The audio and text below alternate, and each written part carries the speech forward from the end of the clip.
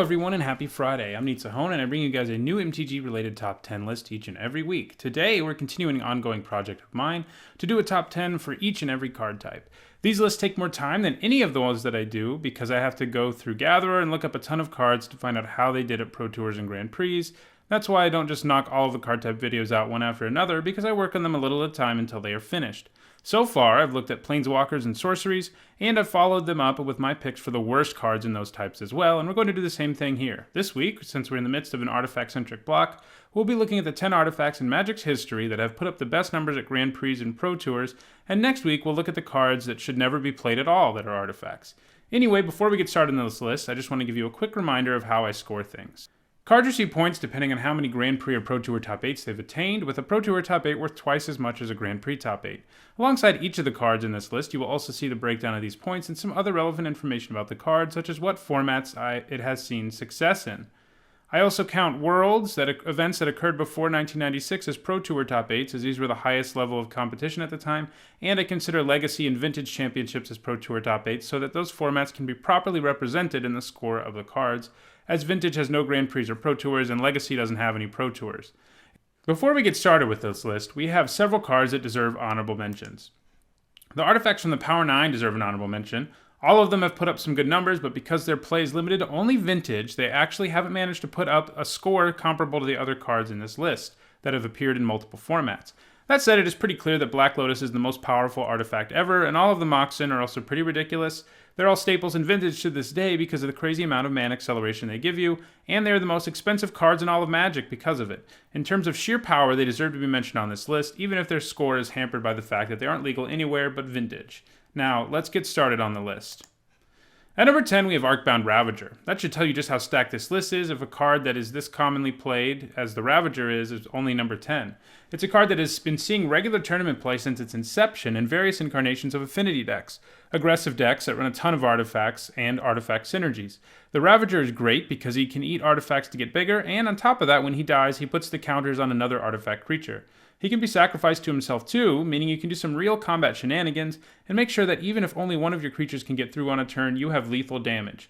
Ravager was a centerpiece of a deck that dominated multiple formats and was so powerful that multiple bannings had to be put in place in both Standard and Extended's Descendant Modern to make sure that Affinity decks couldn't be too powerful. In Standard, Affinity was so powerful that the Ravager himself was banned before he could put up too many numbers, but in Extended he continued to find success before some bans happened there that limited the Ravager as well. Today, though, Ravager still sees play in Modern Affinity, even though certain cards are banned that would make the Affinity deck even better, like the Artifact lands. It's still a deck that continues to find success in large part thanks to Arcboundravager. At number 9, we have a pretty commonly played Hate Bear, which is a 2-mana 2/2, has an effect that really hampers some decks. In the Canonist case, she makes any deck that isn't made up of primarily artifact spells only able to cast one spell a turn. The Canonist was completely unplayed in block and only managed one Grand Prix top 8 when she was in Standard, appearing as a 1-of then in the sideboard, so in the beginning it didn't look like the Canonist would do a whole lot. However, she found a home in most other formats. In Extended, she appeared in Affinity decks since the effect was largely one-sided, as well as in sideboards of other decks. In Modern, she's shown up in sideboards of artifact-centric decks that make the effect one-sided, and it was an effect that was quite powerful against a multitude of decks in the format, including many combo decks and Infect. She has appeared alongside Arcboundravager in the sideboard of many Affinity decks in Modern, and in Birthing Pod decks she actually found her way into the main board, since Birthing Pod decks were pretty capable of searching up toolbox hate creatures, and the Canonist is definitely one of those that you could include one copy of. However, Legacy is the place where the Canonist has flourished the most. In a format that has a prominent Hate Bear style deck called Death and Taxes, she is one of the many Hate Bear creatures that the deck plays, but she also shows up in lots of sideboards such as in Blue-White Miracles and Stoneblade. The Canonist picked up a top 8 in Legacy as recently as January of 2017, so she will continue to build her resume. At number 8, we have a card that has made a couple previous appearances on MTG Top 10s, Hangerback Walker. Hangerback Walker was ubiquitous in Standard when he was legal there. For a time, most decks tried to cram him into their deck no matter what color or theme the deck had. This included more artifact-centric decks like Insol Artifact, but it also included Green-White Metamorph, Abzan Aggro, Green-White Tokens, Gruul Ramp, and a ton of other decks. The Walker is powerful because for a low investment, you get a creature that almost always leaves something behind, who can also get progressively larger as the game goes on, and the amount of Thopters it leaves behind gets progressively larger as well. The Walker has even been powerful enough to see some play in non-rotating formats, picking up a top 8 in an Affinity deck at Grand Prix Oklahoma City in 2015, and has even shown up in Magic's most powerful format, Vintage, where it picked up 2 top 8s at the 2015 Vintage National Championship, and it continues to see play there in Eldrazi decks, Mud decks, and Stacks decks, so it won't stop putting up points anytime soon. At number 7, we have one of the most hated and loved cards in Magic's history, Sensei's Divining Top. This is the kind of card that I think R&D designed thinking it would be kind of fun for people to play with, but it wouldn't really see that much play, and I just don't think they realized it would become completely ubiquitous, and in some formats, everyone would just run the top because it increased the consistency of your deck by so much. This was especially true in the format with the smallest card pool that this was legal in, Kamigawa Block. At the one Kamigawa Block Pro Tour, the top picked up 7 of the top 8s, 7 top 8s out of 8 possible, in 7 completely different decks. All the decks just ran the top because it made your deck run so much more smoothly. It's a little less play in Standard, though it didn't go unplayed there. The card, though, really became powerful in older formats, first in Extended after Counterbalance was printed in Cold Snap. The two combined to create a powerful deck that could make sure most spells got countered through the manipulation of the top cards of the library. In 2011, when Modern became a format, the top was instantly banned as a way of preventing counterbalance decks from being a thing there as well. These decks were notoriously terrible for coverage because they made games last so long, and this was something that the top did in general since the ability was activated so frequently. However, the top continues to live on in Legacy, where it is a natural fit alongside Miracles, which are cards that you can cast for a reduced cost as you draw them from your library, because you can just try as hard as you can to always make sure a Miracle's on top of your library, and it's also seen play there alongside its old friend Counterbalance. The top even sees some play in Vintage control decks because the effect it offers is so powerful. At number 6, we have Chrome Mox. Moxen are always pretty strong, providing you with very fast mana for no mana cost of their own. Chrome Mox is something of a fixed version of the Power 9 Mox as we saw earlier, as it does ask you to remove a card in your hand from the game to play it, effectively 2-for-1ing yourself. Despite this fix, the Mox was still quite strong, finding its way into aggressive decks who cared more about getting their big threats out quickly and killing their opponent before the card disadvantage created by the Mox was even relevant. The Mox first saw play in Standard, mostly in Affinity and Goblin decks, the two most aggressive decks of the format, and especially in Affinity it was good because it had the extra bonus of being an artifact, and Affinity liked for there to be artifacts in play. It saw the most play in Extended, though, where it also began appearing in combo decks, who were most interested in comboing off as soon as possible, and unconcerned about giving up cards from their hand, provided they weren't one of their combo pieces. One of these decks was the Goblin Charbelcher combo, but it still appeared in aggro decks, most notably the extended versions of Goblin and Affinity, and it also began appearing in some Tron decks, giving them even more mana to work with. The card even saw play in Legacy and Vintage, where it was powerful enough to get restricted in Vintage and completely banned in Legacy for a time, though it returned to both formats some years later and continues to see play there. It was, however, one of the cards that was immediately banned with the creation of the Modern format, so it has never seen any play there. At number 5, we have Ratchet Bomb. Primarily a sideboard card, Ratchet Bomb allows you to kill several of your opponent's permanents while ignoring abilities like Hexproof. However, it takes some time to set up, unless you're just trying to kill creature tokens, which is something that has been used for. It first made its presence felt at Pro Tour Nagoya in 2011, a block-constructed Pro Tour where it took 3 of the top 8 slots. It was one of the most heavily played cards, both times it was legal in Standard. It was printed in Mirrodin Besiege as well as in Magic 2014, and both times it was important because it was colorless, many decks could play it, and most did in their sideboard as a way of answering aggro decks and token-based decks.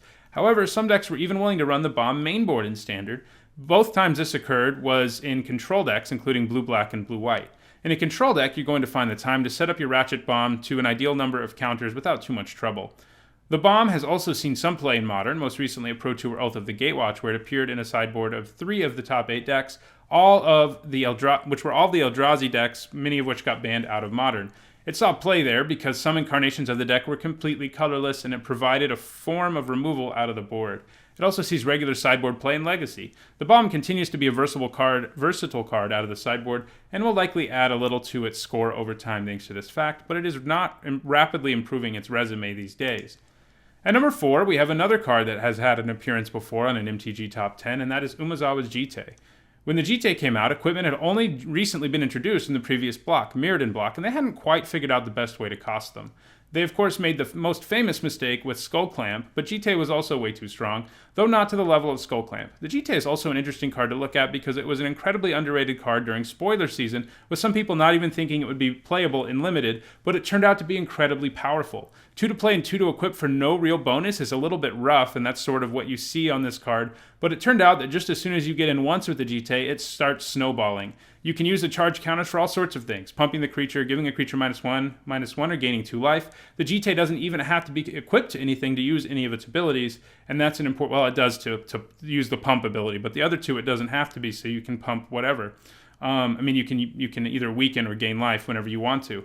The flexibility of Jite was great, as all of those abilities have a time and place. The Jite was sort of the smuggler's copter of its time, and everyone in both block and standard just tried to shove it into their deck. After Pro Tour Honolulu, a standard Pro Tour in 2006, where the Jite appeared in 6 of the top 8 deck lists, it got banned out of standard. However, it wasn't deemed too strong for extended, and it continued to see play there in all manners of creature-based decks, including fairies, elves, and zoo. It never saw play in modern, because when the format was created, it was a card that appeared on the initial ban list, like several cards in this list. The Jite continues to see play in both Legacy and Vintage, where it can be played alongside the powerful Stoneforge Mystic, but it even sees play in basically any creature-based deck, including Death and Taxes, Shardless Bug, and Merfolk. It has even picked up a top 8 at the Vintage Championships, a pretty good indication of how strong this card is. At number 3, we have another equipment, Batterskull. Batterskull, like Jite, has seen a lot of play alongside Stoneforge Mystic. The Mystic can tutor up the Skull and then cheat it into play at instant speed, giving you a 4/4 with lifelink and vigilance in turn 3 without a whole lot of effort.